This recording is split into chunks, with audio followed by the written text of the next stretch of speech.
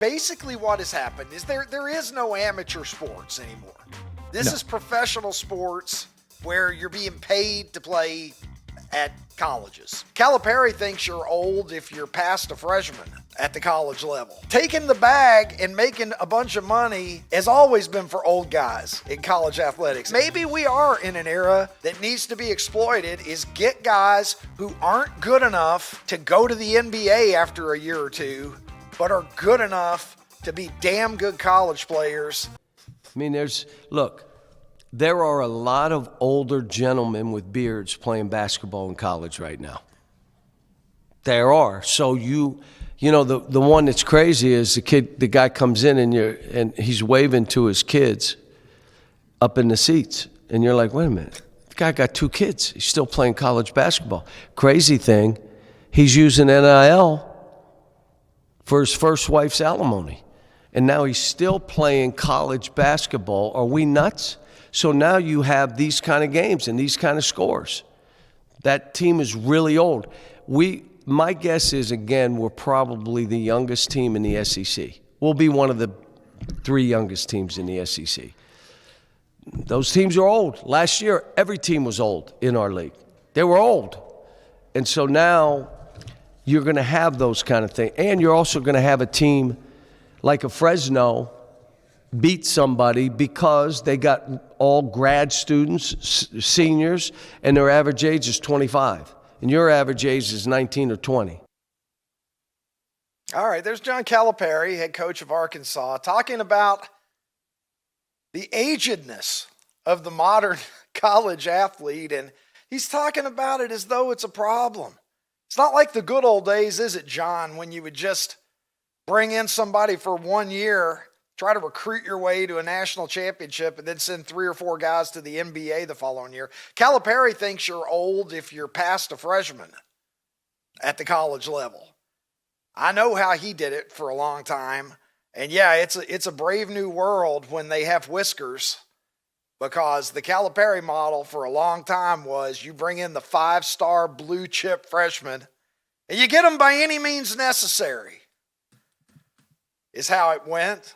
I believe he had a vacated Final Four or 2, didn't he? Hold me straight. I don't want to read the Sonny Hostin legal note.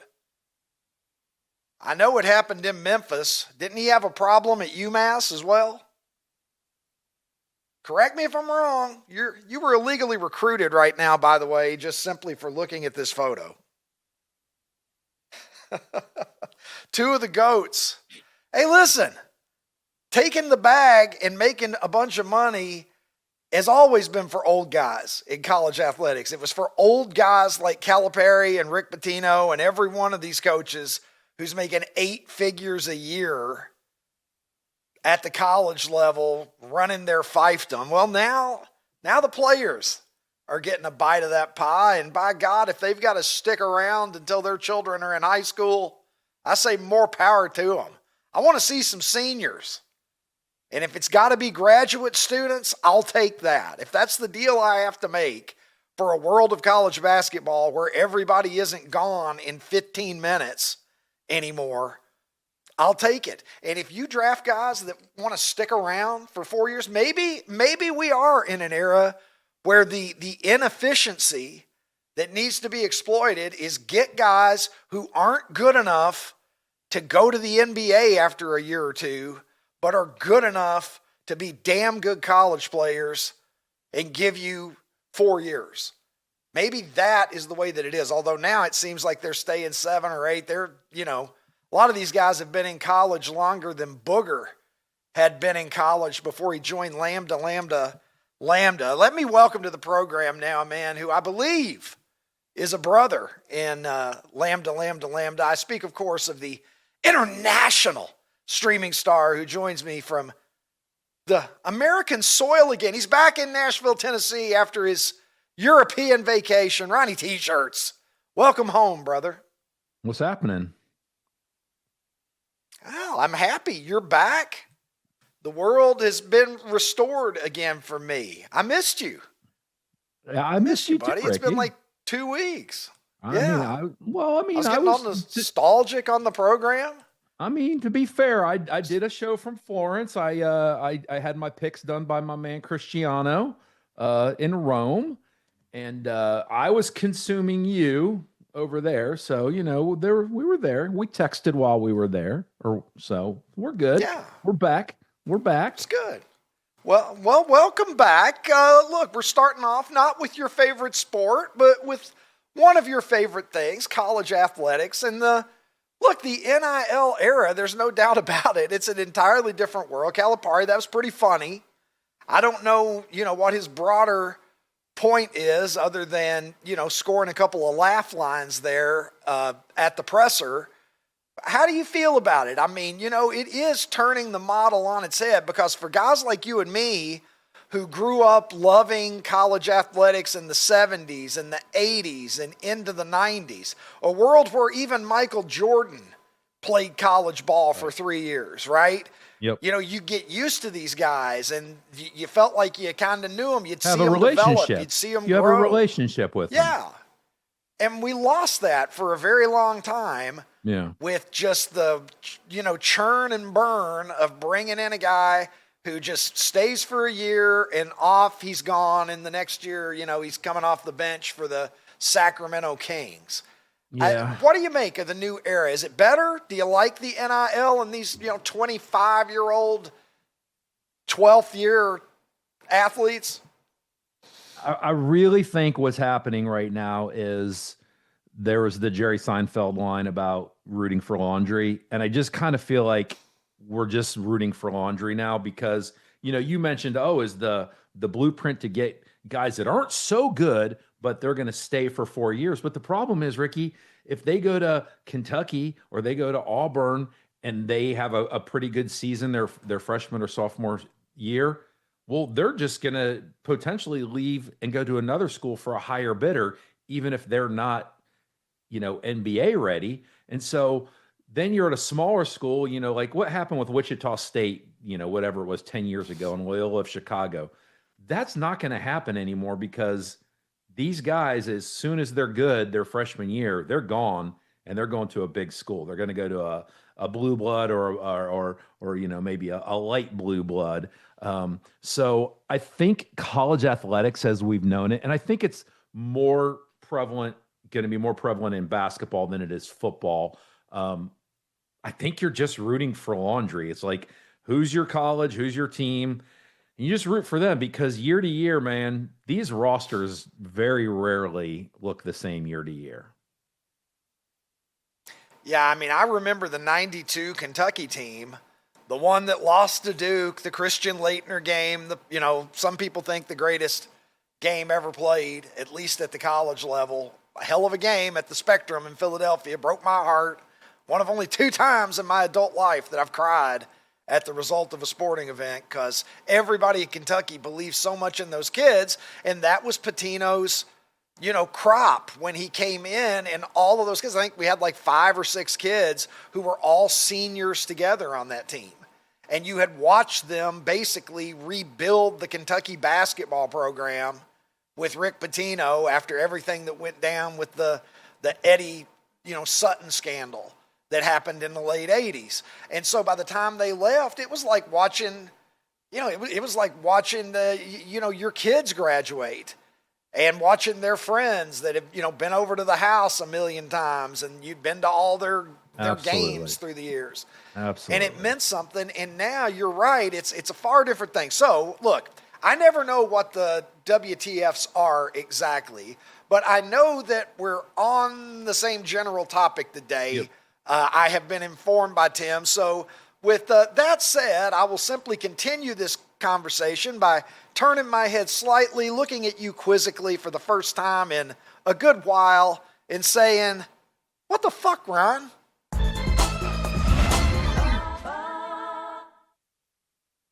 Yeah, this is a perfect tie-in today, Ricky. These 2 things that I'm going to talk about, 2 specific players, both quarterbacks in college football, honestly, it's ridiculous. When I actually say it out loud and go through everything, it's truly, truly ridiculous. So the first one we're going to do is we're going to talk about a kid named TJ Finley. Kid, well, he's actually not really a kid. He's probably 25 years old now. So he most recently played for Georgia State. Okay. He just entered the transfer portal and he's looking for his 7th year of eligibility.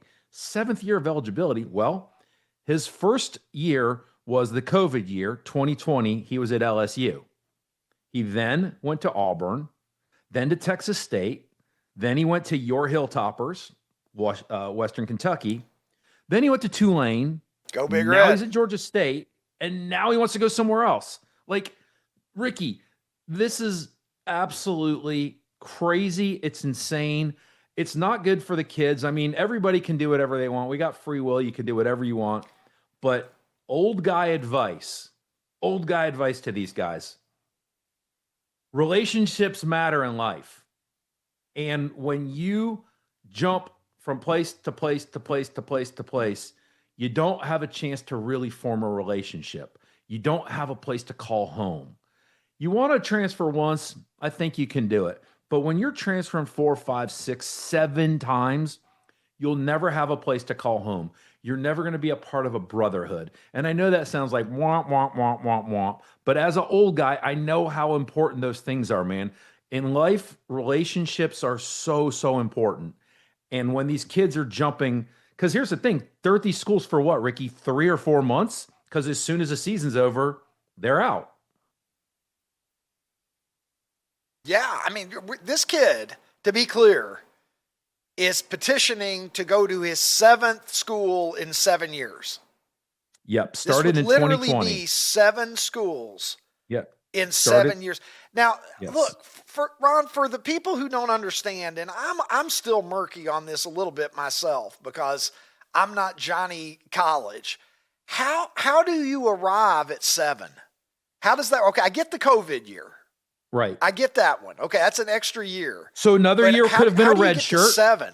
So one of these, and I don't know the details. So hand up, I don't know the details. But one of these other schools could have been a pure red shirt year, right, where he didn't play, so that didn't count. Yep. So that leaves him with 4, and maybe he got a medical red shirt at another one. I mean, this stuff does happen. Wasn't there a kid for Miami that was a tight end that was in his 9th year? He's like 29 years old. So like, there's all these creative ways around it. So yeah, it's just enough's enough at some point, right? Yeah, and Tim's saying if you come off the roster before the 5th game, that year can not count. Right, So but you only get one of happening those. too, You which is only get one of those. Right. That's a red shirt year. That's a red shirt. well, Correct. boy, they're running a tight ship, aren't they? Look, Yeah. here's my question: what kind of money is a TJ Finley making? You know, there were some big programs there, and then there were some not so great programs. I mean, this guy's been all over the place. Well, What, but did he the go to NIL would LSU, only Auburn, be Western Kentucky. Western, Georgia No. State. There was no Tulane. NIL the first probably 2 or 3 years that he was doing. All right. this. So he's trying to make his money Right. off of these. And I don't second begrudge him that. Look, I don't begrudge I can't him that. imagine how much money Western Kentucky's paying anybody. Correct. And I mean, how good is a kid who's a quarterback at Georgia State? I mean, who's going to be like, oh, we want that guy and we can only have him for 1 year? I mean, unless he's amazing. I personally never heard of him before, so he can't be that good. So they must have passed the hat for him, like $38.51. Come pretty to much, Georgia State. another quarterback that we're going to talk about, mini Mahomes, Dylan Raiola. Oh boy. I don't know if you're aware. Oh boy, but yeah. Do you know he entered the transfer portal? So he's been at Nebraska for the last 2 years. I'm going to read something to you and just listen to this. You can't even believe, you're not going to believe this when I'm done reading this. You're not going to believe this. 2021, he played for Burleson High School in Texas. 2022, he played for Chandler High School in Arizona. 2022, he commits to Ohio State. 2022, he decommits from Ohio State. 2023, he plays for Pinnacle High School in Arizona. 2023, he also commits to Georgia, and he decommits from Georgia in the same year. Then he goes to Buford High School in Georgia. He signs with Nebraska. He plays for Nebraska for 2 years, and now he's going in the transfer portal. This kid has commitment issues. I don't know what else it is. Like, how could I'd be worried if I was his girlfriend. I'll tell you that. 100%, 100%. Again, it's like these guys now, it feels like all they're doing is chasing a dollar. And it sounds good in the now. It sounds so good in the now. But again, as an old guy, man, sometimes you got to put down roots and build relationships and find a place to call home and have a place to go All right, back look, to. Ron, I don't disagree with you at all. I mean, I hear what you're saying. I think that it's wisdom. I'm totally with you on that. But to look at it from their perspective, right? Basically what has happened is there is no amateur sports anymore. This is professional sports where you're being paid to play at colleges and universities. So look at it this way. This is basically the equivalent of if the NFL or Major League Baseball or the NBA, or what's left of the NBA, maybe I should say, any of these leagues, if everybody was just on a 1-year deal. Free agent, and always they a could free agent. Explore free agency. Yes, everybody's a free agent at the end of every season. And while I think that it is a damn shame, and I think that it's absolutely a miscarriage of justice that it took so long for college athletes to have the opportunity to be paid at least over the table, because they've been getting paid. Correct. All right. I heard Johnny Manziel talking about how, he was going to. His dad had a meeting. At, A&M, for $3 million. And it goes on everywhere. We know athletes have been getting paid. They were getting paid at UCLA back in the John Wooden days. Sam Gilbert, some of you know. Okay, so I know that they're not new to getting paid, but with it being out in the open, it is, as we've said many times, man, I always come back to the phrase, it's the Wild West now. But look, anybody who's in that position, you're young, many of these kids grew up broke, and now they're in an opportunity where they can get paid. And I don't know, man.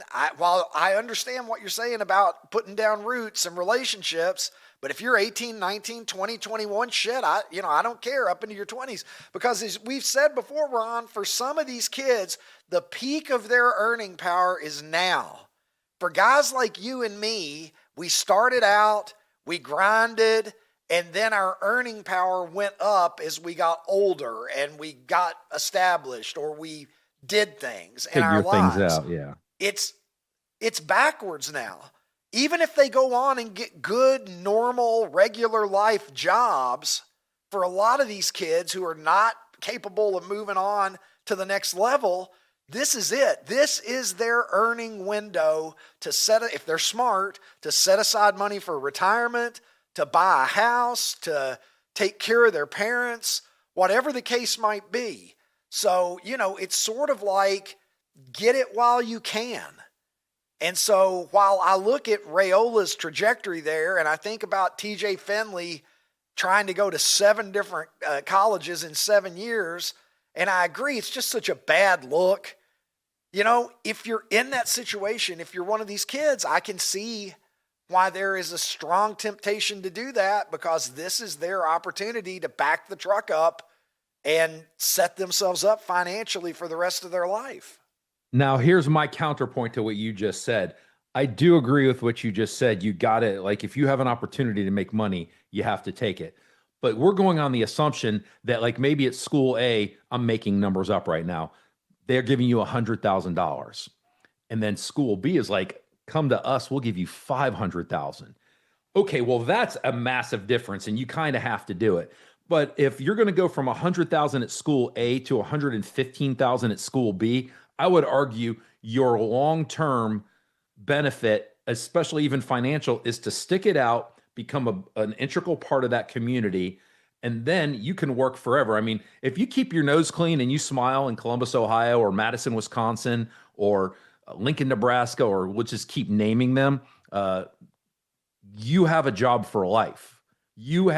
Somebody will hire you, and you will have a job for life, and you can have a really, really good life. So I do agree with you that if that money at the next school is so much more than the money at the school that you're at, you really have to consider it. But my guess is TJ Finley isn't really going from 100,000 to 500,000 to 1.5 million to 4 million. All right. My guess is it's tiny, tiny, tiny little increments.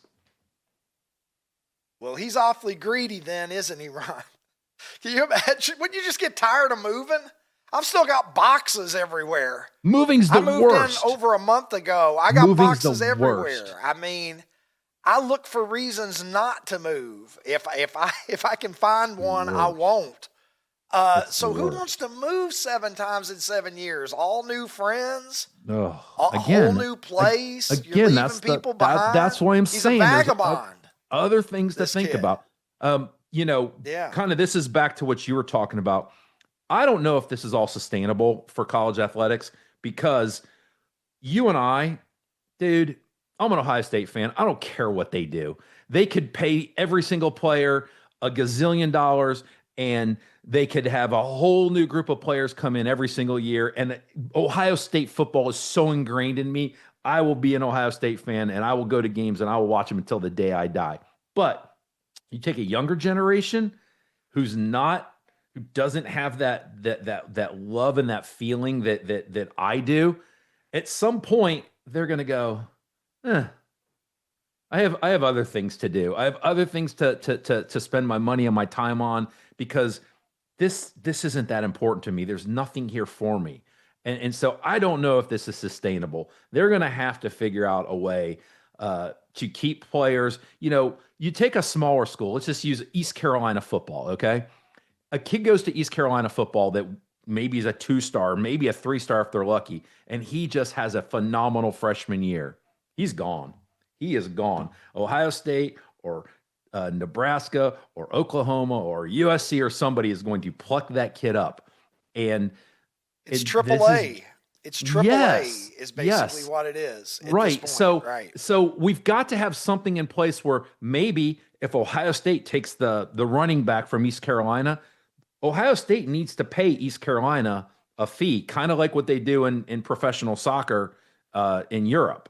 And they've got to figure out something there. We've talked about it before. There needs to be guardrails. There needs to be rules. It just cannot just be free agent, Wild West, do whatever you want. Highest bidder, go here, go there. Like there's got to be some common sense guard rules or this just isn't sustainable.